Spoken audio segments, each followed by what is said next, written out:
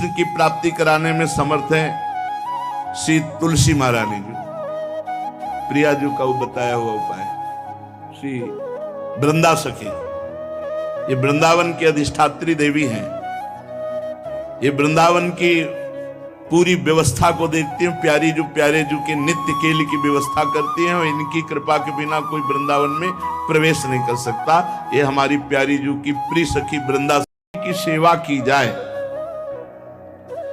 तुलसी जी का यदि स्पर्श हो जाता है, तुलसी जी का नाम कीर्तन किया जाता है, तुलसी जी को प्रणाम किया जाता है, तुलसी जी का वृक्ष लगाया जाता है, तुलसी जी को जल अर्पित किया जाता है और तुलसी दल से नित्य भगवत सेवा की जाए, बहुत जल्दी श्री कृष्ण प्रसन्न हो जाते हैं। प्रतिदिन जो तुलसी जी की भक्ति करता है, तुलसी का पौधा रोप करके तुलसी जी का सिंचन करना, तुलसी जी को तिलक लगाना, तुलसी जी को माला पहनाना, तुलसी जी की परिक्रमा करना, तुलसी जी को प्रणाम करना, वो कोटि सहस्त्र युगों तक ऐसा महान सुकृत होता है कि भगवान श्री कृष्ण के नित्य समीप रहता है जो तुलसी जी की सेवा करता है। जब तक मनुष्य की लगाई हुई तुलसी की शाखा प्रशाखा बीज पुष्प सुंदर दल से तुलसी जी सुशोभित होती है, तब तक हजारों कल्पों में श्री हरिधाम में रहते हुए उसका कभी पुण्य नष्ट नहीं होता। जैसे एक दिन 1000 कल्प, 2 दिन 2000 कल्प, वो भगवान के नित्य धाम में महान सुकृत के बल से भगवत धाम में रहेगा, जो तुलसी जी का पक्का मान लीजिए। जब स्वयं में से तो तुलसी जी रोपण करके तुलसी जी का एक वन लगाया और रोज नवीन नवीन मंजरी तुलसी दल लेकर प्रभु के चरणों में, कहीं न कहीं तुलसी जी की कृपा हुई। वृंदावन, ये वृंदा अधिष्ठात्री देवी वृंदावन की है, इनकी कृपा के बिना। हे चंद्रादने, संपूर्ण पत्रों और पुष्पों को जो उतार करके सम्मान पूर्वक पहले प्रार्थना करनी चाहिए। हे वृंदा देवी, हे तुलसी जी, भगवान श्री हरि की पूजा के लिए या प्रियाजू की पूजा के लिए हम आपके कुछ मंजरी कुछ दल लेकर के सेवा करना चाहते हैं, आप कृपा करके मुझे दीजिए। और फिर उतार रहे, ऐसे नोचना नहीं, बहुत सम्मान से बहुत प्यार से, तो तुलसी जी प्रसन्न होती है। जो मनुष्य तुलसी दल से श्री हरि की पूजा करता है, कोई भी पाप उसका स्पर्श नहीं कर सकता। पूर्व में किया हुआ कोई भी पाप उसको दंड नहीं मिलेगा, जो तुलसी जी की आराधना नित्य करता है। अब इतना जल भी ना चढ़ा दे, तुम्हारे पुण्य हो जाए और तुलसी जी अंतर ध्यान अनुकूल जल, जैसे मान लो गमले पे हैं तो इतना बड़ा तांबे का रोज उससे अब भर के लोटा चढ़ा दोगे, 2-4 दिन में अंतर ध्यान हो जाएंगे तुलसी जी। बहुत विवेक से जरूरत है, मतलब भारी पुण्य होगा। अब इतना बड़ा लोटा रोज जल चढ़ाओगे तो 2-4 दिन में पीली होके अंतर ध्यान हो जाएंगे। पर इतना जल, अनुकूल जल चाहिए। एक तांबे का छोटा सा लिया, ऐसे रोज डालो, उसमें कोई फर्क नहीं। और गमला उठाकर धूप में विराजमान करो। सेवा का मतलब क्या है? जो तुलसी जी को जल अर्पित करके तुलसी जी की सेवा करता है, हरि चिंतन करता, कभी कोई पाप उसका स्पर्श नहीं कर सकता। 100 भार सोना, 400 भार चांदी,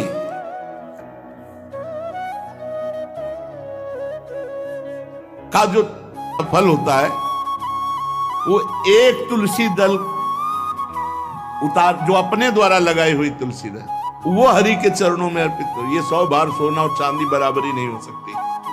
कितना महत्व है। जो रोज तुलसी दल चयन कर, द्वादशी को न चयन करे, द्वादशी को मतलब बहुत बड़ा अपराध लगता है तुलसी दल का, इस मतलब तुलसी के वृक्ष का भी स्पर्श न करे।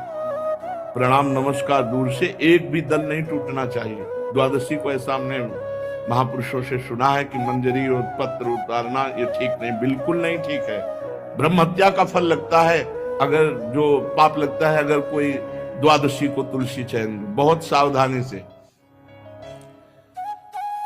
जिसके घर में तुलसी का बगीचा होता है, कई पौधे होते हैं, उसको कहीं तीर्थ जाने की जरूरत नहीं, उसका घर तीर्थ है जिसके घर में तुलसी के पौधे हैं। और यमराज कभी उस घर में किसी भी मरने वाले को लेने नहीं आएंगे। जिसके घर में तुलसी, लगा लो भैया तुलसी लगा लो घर में, काहे को यमराज को आने दोगे? सबके घर में तुलसी। कितना सुंदर पहले था, घर में आंगन होते थे, आंगन में एक बहुत बड़ा, और फिर उसमें तुलसी जी, और फिर उसमें 2-4 नर्मदेश्वर शालिग्राम ऐसे, और फिर घर का हर व्यक्ति जल चढ़ाना, प्रणाम करना, नमस्कार करना, 4 पर। कितनी पवित्र पद्धतियां हमारी थी। जब रसोई बने पहली गाय के लिए, फिर कुछ पक्षियों के लिए, फिर कोई संत महात्मा, कोई भिक्षु, ऐसा कितना पवित्र व्यवहार है। याद जैसे हमने देखा है, ये रसोई बन रही ना, तो धुआं नहीं खत्म होने पाता, वो ही सब अपवित्र किए हुए हैं, राक्षसी बुद्धि आती चली जा रही। तुलसी जी, ये भागवती को वस्तु है। हमें लगता है बालकनी तो होती है, बढ़िया बालकनी में ऐसा उठाने धरने वाला स्टैंड लोहे का रखो कि तुलसी जी को विराजमान कर दो। जिसके घर में तुलसी जी विराजमान होती, उसके घर में यमराज कभी नहीं जाते। जो तुलसी जी का सेवन करता है, उसकी सारी कामनाएं तुलसी जी पूर्ण कर देती है। तुलसी जी को लगाना, तुलसी जी का पालन करना, तुलसी जी को सिंचन करना, तुलसी जी का दर्शन करना, तुलसी जी का स्पर्श करना, मनुष्य के द्वारा जो मन, वाणी और शरीर से पाप हो गए, सबको तुलसी महारानी क्षमा कर देती है, दग्ध कर देती है। पुष्कर आदि तीर्थ, गंगा आदि परम पावन नदियां, ये सब जो स्नान आदि, अवगाहन आदि करने का फल देते हैं, वो केवल तुलसी जी घर में विराजमान है, उसको फल मिल जाएगा। कितने बढ़िया। जो तुलसी जी की नवीन मंजरी प्रभु के चरणों में अर्पित करके प्रणाम करता है, वो चाहे कितना भी अपराध किए हो, वो कभी यमपुरी को नहीं देखेगा, कभी यमराज के पास नहीं जाएगा। जो मनुष्य तुलसी काष्ठ का घिसा हुआ चंदन लगाता है, उसके सारे संचित भस्म हो जाते हैं, और क्रियमाण जो वर्तमान, वो कभी उसको बांध नहीं सकते। तुलसी जी का काष्ठ का घिसा हुआ चंदन। जिसके घर में तुलसी की छाया होती है, वहां पितरों को अपने आप कल्याण प्राप्त हो जाता है। जो श्राद्ध करने से लाभ मिलता है पितरों को, घर में तुलसी लगा के, जो तुलसी की छाया, बड़ा पितरों को तृप्ति मिलती है। चतुर्भुज ब्रह्मा जी सारंग धनवा श्री हरि के महामहिम स्वरूप की अनुभूति करने के लिए भी कहा है कि तुलसी जी का महान महात्म्य, अगर तुलसी जी का सेवन करे तो भगवान श्री हरि की महिमा को जान जाएगा। स्त्री हो या पुरुष, पुरुष नपुंसक नारीवा जीव चराचर कोय, सर्व भाव भज कपट तज मोह परम प्रीस। शरीर वर्दी है, हमारी पोशाक है, हम सब एक हैं, आत्मस्वरूप है, कुछ अलग नहीं है। शरीर केवल पांच भौतिक है, तो सबका पांच भौतिक है, उसमें चिन्ह है स्त्री पुरुष के, बस। इसके लिए भगवान की आराधना निषेध थोड़ी है। जो स्त्री या पुरुष श्री तुलसी जी के काष्ठ के मन के बना के, जैसे छोटी कंठी या बड़ी माला धारण करता है, श्री कृष्ण उसके बस में हो जाते हैं। यह है तुलसी जी की महिमा। परम सुहाग श्री कृष्ण मिल जाते हैं, और कौन सी भी हमें उपलब्धि चाहिए। हे गोप नंदिनी, तुलसी जी का सेवन करने से श्री कृष्ण वश में हो जाते हैं। जो तुलसी की माला से नाम जप करता है, काउंटर वाली बात तो स्मृति के लिए भाई है, हम निषेध नहीं करते, नहीं बहुतों के भजन बंद हो जाएंगे। पर हम इतनी महिमा जरूर बता देते हैं कि तुलसी माला से जो नाम जप किया जाता है उससे आध्यात्मिक सिद्धि बहुत जल्दी होती है। गुरुदेव भगवान कहते जो अंगुलियों से रगड़ होती है मन का से, उसमें आध्यात्मिक ऊर्जा शक्ति तुलसी माला से। प्लास्टिक पर भाई करो, निषेध नहीं कह रहे बंद हो जाएगा वो भी राधा राधा कहना, वो हमें बंद नहीं करना, हम कह रहे तुम जैसे बने वैसे करो, लेकिन माला का बहुत बड़ा प्रभाव है। तुलसी परम पवित्र भगवान श्री हरि की प्रिया, और उनके काष्ठ को जब हम ऐसे ऐसे नाम के साथ तो विशेष ऊर्जा शक्ति, आध्यात्मिक शक्ति हमें जागृत होती है। हो सके जिनको ऐसा बन सके तो छोटी एक वो आती है सुमिरनी, उसको रख लो, अपनी जेब में रख लो, उससे करो। और नहीं है तो भैया तुम इसी से करो, नाम जप करो। भाव को भाव न खालसो, नाम जपत मंगल दिस दसो। सुंदर सुंदर तुलसी जी के वृक्षों के समीप बैठ करके जो अनुष्ठान किया जाए तो बहुत लाभदायक। श्रीमद् भागवत का, गोपाल सहस्त्र नाम का कोई भी पाठ तुलसी जी के समीप विराजमान करके किया जाए, आचार्य को बुला करके तुलसी पूजन करना चाहिए, विविध प्रकार के अनुष्ठान। अरे तभी तो सब मंगल होता है। पहले था, हमने देखा है 4 बजे माताजी दरवाजे के सामने लीपती, रोज का काम। जो पुराने घरों में देहरी के आगे आके 4 बजे लीप करके वहां अपना चौक पूर के दीपक जला, क्या पवित्रताएं थी, क्या मंगल था।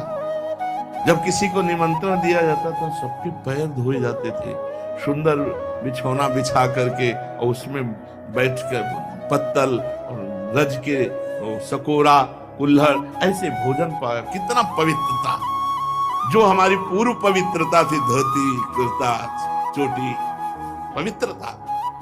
अगर बाहर जाए तो पैजामा कुर्ता, ऐसे बहुत पवित्र पोशाकें थी, पवित्र आचरण थे, पवित्र खान पान था। घर में जाओ तो एक पवित्रता है।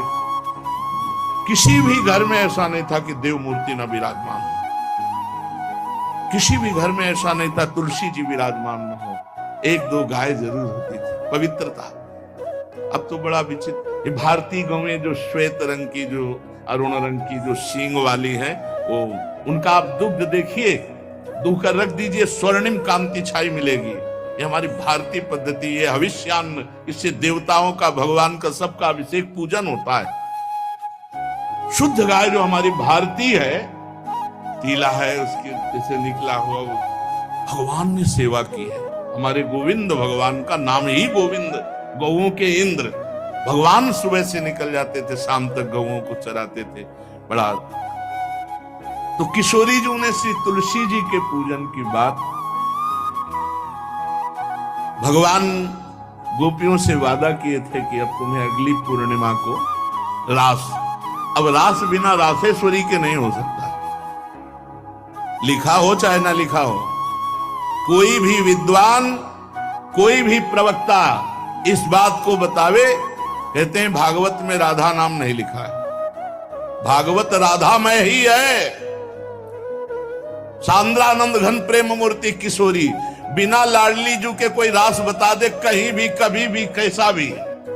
महारानी जू के बिना रासेश्वरी के रास हो ही नहीं सकता, लिखा हो चाहे ना लिखा हो। क्यों नहीं लिखा? याते श्री सुख प्रगट कियो नहीं, जहां बोले राधा तो समाधि लग जाती हो। यहां 7 दिन में तक्षक काटना है। श्री सुखदेव जी ने महारानी जी का नाम, हरिराम व्यास जी कह रहे, याते श्री सुख प्रगट कियो नहीं, जानि सार को सार परम धन, राधा नाम आधार। वैसे तो रोज संकेत वन में, पीछे हमने चर्चा की थी, प्रेम सरोवर में प्रियालाल मिलते थे, नंदगांव बरसा। आज लालू ने एक नई लीला रची, गोप देवी लीला है।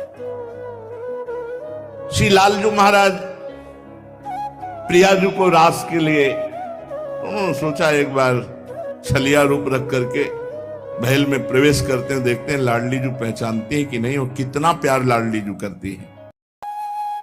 महाराज तो जो रूप धारण करे तो सभी सुंदर हैं, तो सुंदरता के समुद्र हैं। जब नकबेसर धारण करते ना,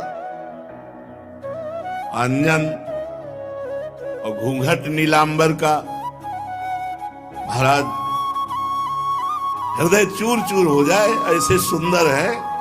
गोरी किशोरी भी चकोरी है जिनकी, नीलांबर धारण करके। और जिस समय लाली लगा के महाराज अपने राधा पी जी को कभी कभी जब आते हैं तो देखो ना, ऐसा लगता है यार बलिहार है महाराज। जो रूप धारण करते सीधे हृदय पर प्रहार करते हैं। प्रभु ने गोप देवी का रूप धारण किया, गोपांगना का। श्री चरणों में नूपुरों की झनकार, कटी में करधनी जिसमें क्षुद्र घंटिका लगी हुई हैं। अद्भुतम गोपिका रूपम चलत झंकार नूपुरम किंकिणी घंटिका शब्द मंगुलीयक भूषितम। बड़ी दिव्य अंगूठियां धारण किए हुए अंगुलियों पे, कमर में करधनी जो रुंझुन रुंझुन, श्री चरणों में नूपुर और रत्न कंकण केयूर मुक्ताहार विराजितम। कलाइयों में रत्न जटित कंगन, बीच बीच में चूड़ियां, कंगन ऐसे, बाजूबंद, कंठा, मोतियों के हार और शीश फूल, केशपास, बेणी रचना, नासिका में मोती की बुलाक, बेशर और अलकावली, घुंघराली अलकावली, श्याम वर्ण के केश। ऐसा रूप धारण किया जो देखे मुग्ध हो जाए। श्याम सुंदर वृषभानु भवन की तरफ चले। खाई और परकोटों से युक्त वृषभानु भवन 4 दरवाजों से सुशोभित, प्रत्येक द्वार पर काजल के समान वर्ण वाले गजराज झूम रहे। राजभवन की बड़ी मनोहरता है। उस मंडप प्रांगण में वायु के समान वेग वाले घोड़ों से अंगरक्षक, महल की रक्षा करने वाले चारों तरफ दौड़ रहे वृषभानु भवन में। और बड़ी ही सुंदर सुंदर गौएं, धर्म धुरंधर बलवान शाण रमा रहे। बहुत से गोपाल बंशी वेद धारण किए हुए उनको संभाल रहे हैं। वृषभानु जी का भवन क्या है, ऐसा लगता है कि विश्वकर्मा ने पूरी कला कौशल लगा दी। और महारानी जी के लिए भवन के अंदर ही बगीचा, झरना,